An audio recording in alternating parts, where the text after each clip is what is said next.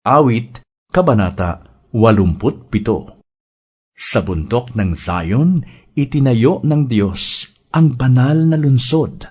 Ang lungsod na ito'y higit niyang mahal sa alinmang bayan ng angkan ni Jacob. Kaya't iyong dinggin ang ulat sa iyong mabubuting bagay o lungsod ng Diyos. Kapag isinulat ko at ang mga bansang sa iyo'y sasama, aking ibibilang ang bansang Ehipto at ang Babilonia. Ibibilang ko rin bansang Filistia, Tiro at Ethiopia.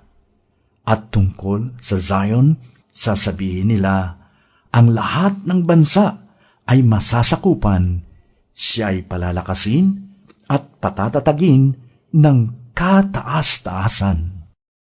Si Yahweh ay gagawa ng isang talaan ng lahat ng taong dooy mamamayan.